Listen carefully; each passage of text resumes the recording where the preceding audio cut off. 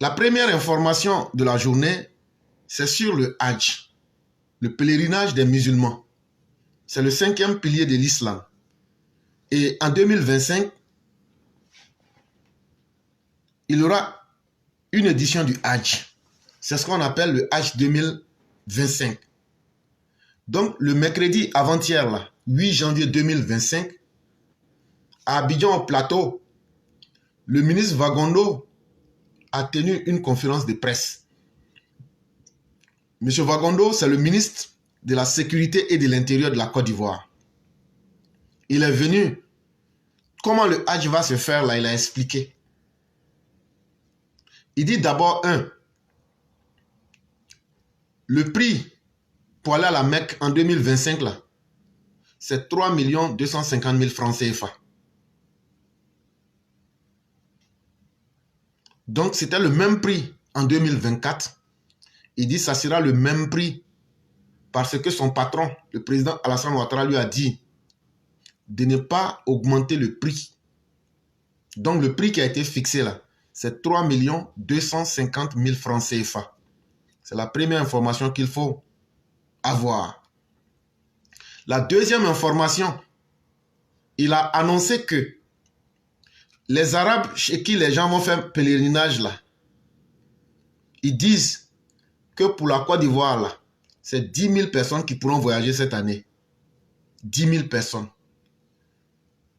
Ils disent que c'était la même chose en 2024. Là aussi, rien n'a changé. Maintenant, dans les 10 000 là, il y a 7 000 personnes qui pourront voyager en faisant partie du contingent étatique. Ça veut dire que l'État va subventionner ça. Maintenant, les 3 000 autres qui restent là, eux, ils seront confiés. Ça veut dire les gens qui vont décider de ne pas aller avec le contingent de l'État, c'est 3 000 personnes. Maintenant, ces 3 000 personnes-là peuvent se confier à 3 autres opérateurs privés. Et je vais citer le nom des 3 opérateurs privés. Si tu t'en vas après maintenant, chez un autre opérateur qui n'est pas parmi les 3 que je t'ai cités là, ça c'est ton problème. Le premier opérateur privé s'appelle Baraka Hajj. B-A-R-A-K-A et puis Hajj. Le deuxième opérateur s'appelle Firdaus Hajj. Et le troisième opérateur s'appelle Hajj Mabrouk. Je répète, ceux qui vont aller dans le contingent privé là, il n'y a que 3 organisations, 3 opérateurs privés qui sont reconnus. Si quelqu'un vient te dire, en fait là, tu vois, non, moi je suis allé, moi là, je suis moi-même mon propre privé, mais il faut lui demander, est-ce que tu es parmi les 3 noms là? Ah non, non, non, en fait, nous on est un peu collés à eux, donc là, si tu passes par nous, nous aussi on va se coller à eux, et puis ils vont se coller à... il faut laisser. On est en train de te parler. Si tu n'écoutes pas avec tes oreilles là, si c'est avec ta bouche ou même tes yeux tu écoutes là, c'est ton problème. Si tu ne veux pas ou même tu n'as pas pu aller avec le contingent étatique, il n'y a que 3 opérateurs avec lesquels tu peux partir. Si tu sois en dehors de ces 3 là pour aller donner ton argent à quelqu'un, ou même pour aller dire comme quelqu'un se promène dans le quartier pour dire lui il connaît des gens là-bas, c'est comme si c'est ton problème. 3 250 000 c'est pas petit. Surtout qu'eux vont ajouter pour être déçus encore. Donc là, si tu n'as pas pu aller dans le contingent étatique là, il faut aller dans seulement une des 3 sociétés ou opérateurs privés que j'ai cités là. Baraka Hajj, Firdaus Hajj et Hajj Mabrouk. Ça s'arrête à ça. Ça s'arrête à ça. Et ces 3 opérateurs là aussi, l'État aura les yeux sur eux. Parce que l'année dernière, leurs services ont été classés parmi les meilleurs. Et donc là, il faut que eux aussi, ils améliorent leurs services. Et il faut que eux aussi, l'État aussi les tienne à l'œil pour ne pas qu'ils abusent des populations. Ça aussi, c'est très important. L'année dernière, ça s'est passé. sans bruit. Cette année, on veut que ça se passe sans bruit. Que chacun fasse attention. Parce que tout ce qui touche à la religion, ça réveille beaucoup de sentiments extrêmes. De la même manière que ça s'est passé en 2024, chers musulmans, faites à cause de Dieu. Ne créez pas de la malhonnêteté. Faites les choses vont se passer tranquille. On va oublier même que vous aviez votre âge. On n'a pas envie de voir des scènes de honte où des gens vont sortir ici pour dire on m'a trompé, on a pris mon argent. S'il vous plaît, ne faites pas ça comme pour 2023. Et déjà, il y a eu suffisamment assez de réflexion que les opérateurs privés se montrent très honnêtes. C'est honteux que c'est sur un pilier de la foi que des gens veulent essayer de trouver à manger et penser que cela va rester sans conséquence.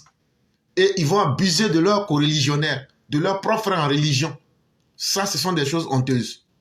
Même quand les féticheurs s'en vont faire leur tournée annuelle, ça c'est leur pèlerinage, on n'entend pas ces comportements-là que des féticheurs se sont trompés entre eux. On n'entend pas que les chrétiens se sont trompés entre eux. Mais c'est vous les musulmans qui vous trompez entre vous. C'est honteux. Et si vous croyez en votre prophète, et si vous croyez en lui en tant que le messager de Dieu, faites attention. Ne mettez pas la honte sur votre prophète. Ça, l'État a fait ce qu'il pouvait. Et les informations sont très claires. Et nous prenons le temps de venir le dire ici dans des français simples. Pour que les gens, on a simplifié l'information. On ne la rend pas longue, on l'a simplifiée pour que les gens comprennent. Maintenant, si tu décides d'aller au Hajj là, qu'est-ce que tu dois faire? La première chose que tu dois faire pour cette année 2025 là, il y a 4 étapes. Il y a 4 étapes. La première étape là, ça commence le 9 janvier et ça finit le 22 janvier 2025. C'est l'enrôlement des pèlerins qui va commencer par la phase de sensibilisation. Donc toi-même, tu sais déjà que tu vas aller à la Mecque là. Toi-même, tu sais que tu dois aller faire ton passeport. Toi-même, tu sais que tu dois avoir les documents. Donc là, si tu attends la dernière minute, quelqu'un te dit non, nous on va tout faire pour toi là. Faut faire toi-même. Il ne peut pas, c'est faux. Parce que maintenant, là, les passeports là, c'est biométrique. Il ne peut pas faire tout. Donc toi-même là, c'est mieux, tu vas aller faire ton passeport. En vérité, ceux qui voulaient aller cette année-là, depuis l'année dernière, ils ont commencé à s'apprêter petit à petit, à économiser leur argent, à mettre les papiers ensemble, et puis attendre. Il y a des choses là que toi-même tu dois faire. Ton passeport et autres là, toi-même tu dois pouvoir faire. Maintenant, il y a des choses que tu ne peux pas faire. Par exemple, tu ne peux pas décider que toi-même tu vas ouvrir l'enrôlement. Comment tu vas faire ça? Donc c'est là la première phase. Donc l'enrôlement va commencer entre le 9 et le 22 janvier. Et ils vont faire des sensibilisations dans les radios islamiques et peut-être même à la télévision nationale pour informer les gens. La deuxième étape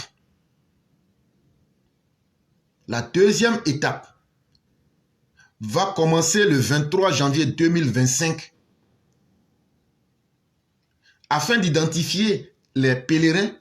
Après l'enrôlement, on va ouvrir le site www.syegpci.com pour identifier les futurs pèlerins. Je répète, www.syegpci.com. Syegpci là, on écrit ça syegpci.com. C'est là-bas, sur ce site-là, qu'on va identifier les pèlerins. Et ça va s'ouvrir le 23, à partir du 23 janvier 2025. La troisième étape, les visites médicales, ou si vous voulez les consultations médicales, vont débuter à partir du 27 janvier 2025. Et la dernière phase, c'est celle de l'ouverture de la trésorerie et aussi le début de la prise des empreintes. Ça va débuter le 29 janvier 2025. J'espère que l'information est claire. Si tu sors en dehors de ce cadre, c'est que tu n'avais pas envie d'aller. Parce que l'information qu'on a donnée là, tu ne vas pas trouver quelque chose d'autre qui va être différente. parce que ce n'est pas moi qui ai inventé. C'est le ministre de l'Intérieur, la section des cultes qui est en charge là. C'est eux qui ont donné l'information le 8 janvier 2025. Et moi, j'ai repris l'information, j'ai simplifié de la manière la plus efficace pour mettre ça à la disposition des gens que ça peut aider. Maintenant, si tu sors en dehors des informations qu'on t'a données là, en tout cas, tu n'auras que tes yeux pour pleurer. La première لبيك اللهم بعمرة.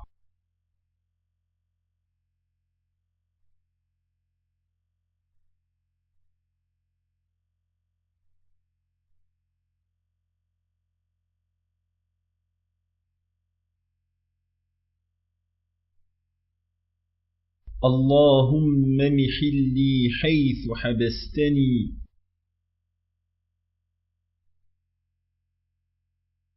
اللهم هذه حجة لا رياء فيها ولا سمعة.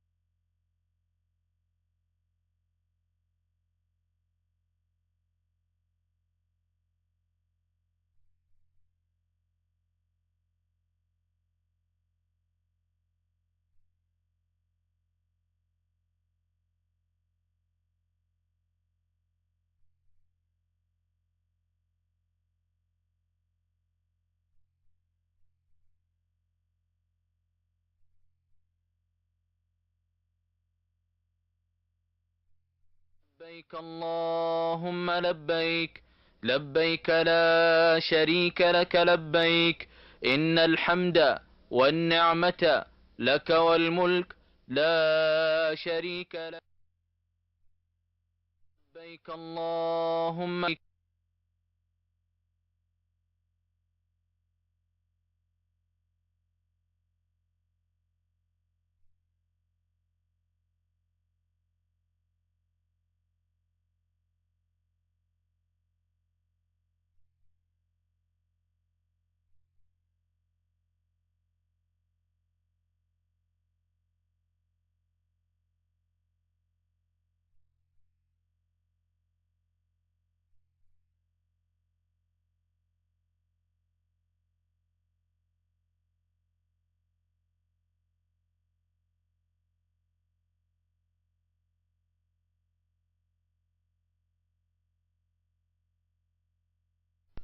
Le pèlerinage débute par l'ihram, qui est l'interprétation de la volonté de faire le pèlerinage par des actes et des paroles. Il doit être fait en un des points de sacralisation, ou mawaqit, connus que le prophète sallallahu alayhi wa sallam a distinctement indiqué aux pèlerins, venant des diverses contrées vers la Mecque, avant qu'ils n'y parviennent. Ces points de sacralisation sont Dhul Hulayfa, qui est le point de sacralisation des gens de Médine, et qu'on appelle aujourd'hui Abiyar Ali.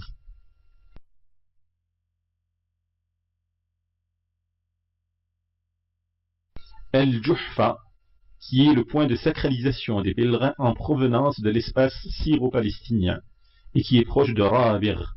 Les gens entament aujourd'hui le pèlerinage à partir de Rabir. Qarn al-Manazil, qui est le point de sacralisation des pèlerins en provenance du Nejd, l'espace situé à l'est de la Mecque. Ce lieu est appelé aujourd'hui As-Sayl al-Kabir. Yalamlam, qui est le point qui devient interdit de commettre une des quelconques actions suivantes. C'est quelque objet perdu, sauf si c'est dans l'intention de chercher son propriétaire. Ne point se fiancer, ou contracter un mariage, ou demander la main d'une femme à un homme autre que lui, ou la lui marier. Ne point avoir un contact sexuel, ni embrasser sa femme avec jouissance. La femme étant en état de sacralisation n'a pas le droit de porter des gants ou de se couvrir le visage avec un tissu que les femmes ont coutume de placer contre le visage en l'appliquant au-dessus du nez, qu'il soit plein ou dentelé, à moins que...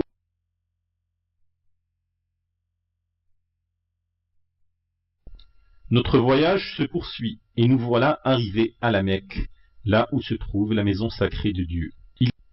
أعوذ بالله العظيم وبوجهه الكريم وسلطانه القديم من الشيطان الرجيم اللهم افتح لي أبواب رحمتك. Cette invocation n'est pas propre à la mosquée sacrée et est valable pour l'entrée dans n'importe quelle mosquée. Le pèlerin se dirige